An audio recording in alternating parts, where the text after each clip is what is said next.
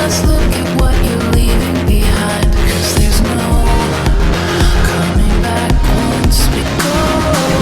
We are the children of the magicians only want one thing, and it's disgusting. It's disgusting. You guys want easy magic trick tutorials. That's disgusting. Well, luckily for you guys, I'm going to show you one of those hot tutorials here today. Very easy to do, but one of those impactful tricks. Hey, Jonathan Cena here with another crazy card trick video. If you guys like card trick tutorials, you should check out the links in the description below for all the ways you could learn some more hot magic yourself. Oh yeah. So today I'm going to show you guys a little bit of a clever card trick. People know how much I love clever card tricks, and hopefully I'm going to instill that on you. But this is a way of using the spectator's voice to find their card. That's right, using their voice. You're using something that we all have, but you're going to exploit it by using your amazing abilities. And luckily for you, you have someone like me teaching you how to do that. You so fucking precious when you smile. For this, we're going to use an ordinary deck of playing cards. Nothing special, nothing gimmicked about them. They're just cards that you find in your average, everyday convenience store, where they should be next to the contraception. So for this, you have the participant mix up the cards as best they can in whatever way they can. Usually that involves some sort of screaming and possibly some damage to your cards, but you take the risk. And when you take the deck back, you instruct the spectator that they're going to cut the cards wherever it is they want and hold the cards against your chest, because you know what? You want the cards to have a good time. So you instruct them to go ahead and do that. So the spectator cuts off any number of cards they want and they hold it against their chest. In this case, they are holding against their chest the 8 of hearts. But of course, I don't know this because I am on promethazine. I'm on promethazine, so I can't really tell it much, really. So the spectator looks at their card, and you instruct them to cut their card into the middle of their half. So here you mime what they are to do with this half, thus showing your versatility as a performer. So the spectator has their card somewhere here. You tell them you could cut it again if you want, just to make sure that you didn't prearrange the card somehow. Remember, they shuffled, but they might still think that you knew the card. So here you're going to instruct them to turn the cards over one at a time and name the card they see. Now, it's very important that they don't give away any sort of tells when it comes to their card, because you want them to be as flat as possible. So when they name the card 4 of diamonds, they make sure to try not to make any sort of inflection. So the spectator goes through this. 4 of diamonds, Joker, 7 of hearts, 7 of spades, 7 of clubs. Remember, you're turned away this entire time. Jack of spades, 9 of diamonds, Ace of diamonds, 8 of hearts, 9 of spades, 8 of clubs. At this point, you inform the spectator, wait a second. I just noted something. Oh, look at me. Just look at me. I think you passed your card. Is that correct? The spectator's going to go, oh my God, yes. How'd you know that? Oh my God. And then you go, because I know. I'm good. Here, touch me. And when you touch the spectators, you go, okay, that's not necessary, but I just want to feel what human contact is like. Your card is the 8 of hearts, and the spectator is going to go, what? How'd you know that? Oh my God. Do all these things to me. And that's the trick. You've used effectively their voice to find their freely selected playing card, thus showing that you are in fact a competent performer in every aspect of the word. Oh yeah. Are you that woman?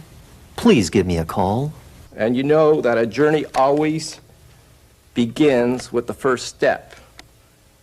Oh, so you want to know how it's done, eh? You want to know how it's done. You want to know how you could use your voice to find selected playing cards. Well, you know what? I'm going to show you how it's done. Just because if not, then you would click on somebody else's video. So here we're exploiting the use of one of the oldest principles in magic, the key card principle. That's right, the key card. A lot of times magicians gloss over this because they think, oh, it's a key card principle. Everyone knows about it. I'm going to get figured out. Shut up. You don't know what's good for you. Now, there have been a couple magicians that have used the key card here and put some tutorials up, which I'm going to link below because they do excellent jobs. However, I did it first. I did it first. That's not true either. I pretty sure somebody did it before me. But anyways, here's how to do this amazing trick. You have the spectator shuffle the cards and mix them up in whatever way they want. They could shuffle them, they could mix them, they could put them inside of a small plastic bag and shake it next to their adolescent. And ultimately, you take the deck back, and you're going to need to peek at the top card of the deck. I know that sounds intimidating, but trust me, there are easy ways to do this. My preferred pronoun way of doing this is by dribbling the cards. You see that? When I dribble the cards to myself, I could just hold back the last card just a fraction more than the other cards, and that's going to tell me its identity. You see the heat here? So I know the top card is a 7 of diamonds. Of course, to myself, this doesn't seem like much. It just seems like I'm dribbling the cards. Now, you don't want to do this because then it's obvious what you're doing. So you just want to keep a little bit of a casual dribble, a little bit of a normal dribble here as you peek at the top card of the deck. So you instruct the spectator that they're going to cut the cards and hold it against their chest. That's what you instruct them to do. So the spectators go ahead, they cut the cards anywhere they want, and they hold it against their chest. It's very important. You're, oh no, I don't want to see anything. This is going to ruin the trick if I see it. So you ham up the fact that you don't want to see what they're doing, because then one of the answers or solutions that the spectator might have is, oh, you just peeked at it, you fucking. So here, all you got to do is use this half as a way to tell them what to do. Oh yeah, so now they have no excuse for messing this trick up. So the spectator cuts off half the cards, they hold it against their chest, and with this half you instruct them what you want them to do. You tell them to peek at their card and remember it. And if you wanted this point, they could show it to other people so that in case they forget what it is, the spectators still remember it. You see, this is all the thought that goes behind simple tricks, right? So here, the spectator's holding it against their chest. You instruct them to just peek at the card. You mime this with this half as to not have any sort of confusion. So the spectator's looking at their card and memorizing it. Now at this point, you instruct them to cut their cards somewhere around the middle of their packet. So they cut the cards. But guess what that does? Because you know what the top card is, when they cut it, all that does is that puts their card, that's right next to the 7 of diamonds. So you see, we have the 7 of diamonds over here, and then we have the Ace of Hearts over here. Oh yeah, I'm so excited. I can't wait to see what's inside. But now at this point, the spectator could cut the cards as many times as they want, and it's still not going to disturb what's going on in their half. So here, you're making use of the key card principle. And there's going to be 2 ways to do this, which I'll tell you guys about now. But case in point, you are miming the actions with this half and this packet so that the spectators aren't confused at all. That's very, very important for you to do as a skilled, competent magician, prestidigitator, lonely person. So here, the spectator has their card somewhere in their half, and you're good to go here. You're going to instruct the spectator if they are to use their voice.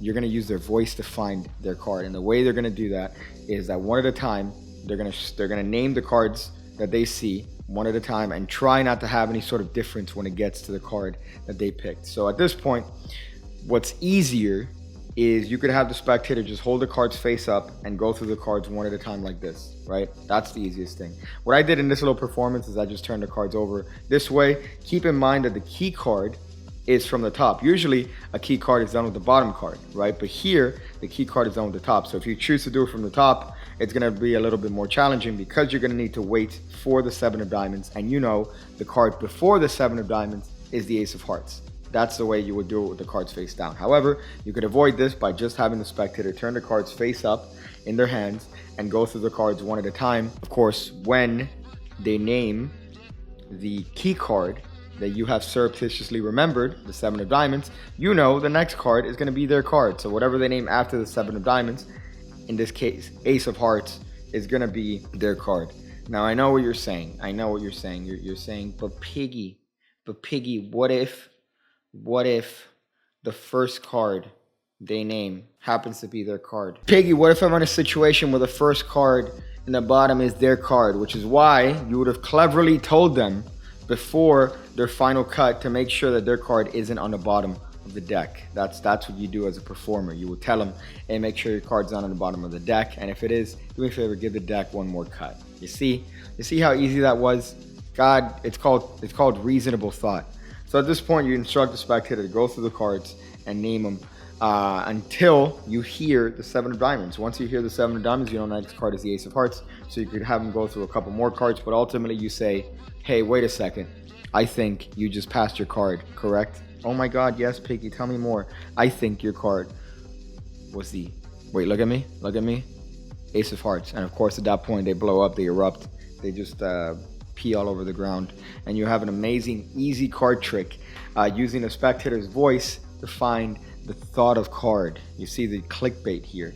So that's a very easy use of the key card principle that I hope you guys make some use of and use to effectively become the life of the party. So that's the trick, dudes, my dudes. I'm gonna go figure out different ways to ingest the inside of a mirror